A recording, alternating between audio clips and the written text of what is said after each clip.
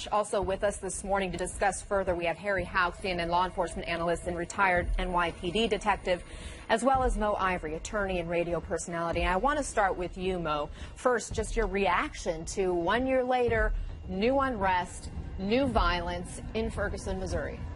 Yeah, it made me very sad to see that happen, because prior to that, it had been so peaceful, and it had been refreshing to see that there was a celebration going on, to really, celebrate that there has been some movement to come together and commemorate, an incident that was so tragic. And I just was on a panel this past weekend with attorney Benjamin Crump at the Steve Harvey Awards, where we talked about solutions and what Black Lives Matter really meant as a movement. So it was very sad to, last night late, I started seeing the Twitter and I started seeing the coverage, and I was very saddened that there were some, fools is what I call them, that had absolutely nothing to do with the protests, to be out there doing this sort of thing. But again, I want to also say that we just have the police version of what went on last night. We do not have any information further than what is being told to us by police. So we also have to keep an open mind as to, what the true whole picture is about what's going on.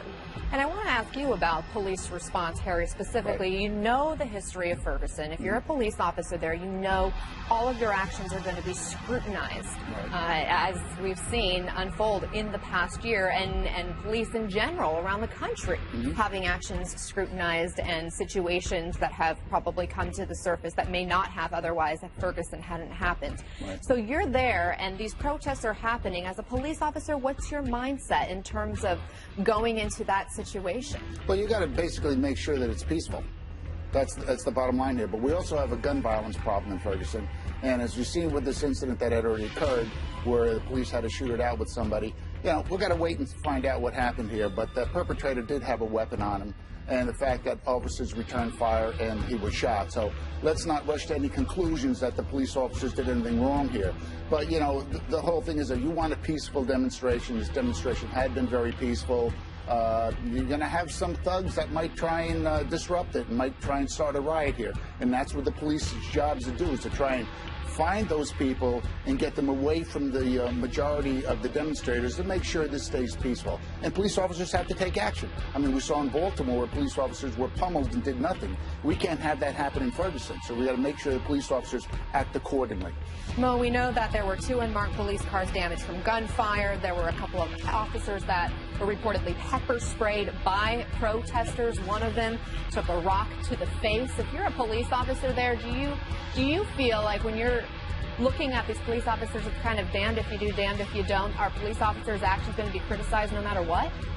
Yeah, well, I mean, I think that there's a real reason why police officers' actions are going to be criticized. I mean, there's an awful history of excessive police brutality against African Americans in Ferguson, and for that matter, across the country. So I don't really think from a police officer side, it's damned if you do, it's damned if you don't. Just don't.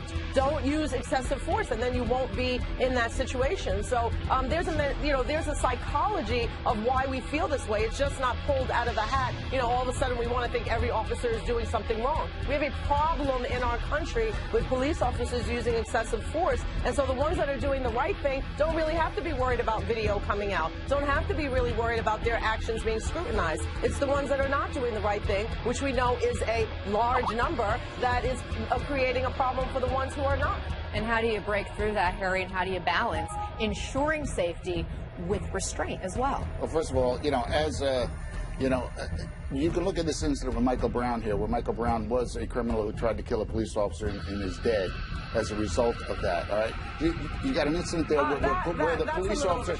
Well, I'm sorry, but the facts indicate that. I'm sorry, Michael Brown the facts indicate a lot of people do not believe that Michael Brown was a criminal. I know that the facts don't matter to you, madam, but that is a fact. Well, the fact of the matter is, Officer Darren Wilson was cleared, but the Ferguson Police Department, however, was in the wrong, according to the Department of Justice report.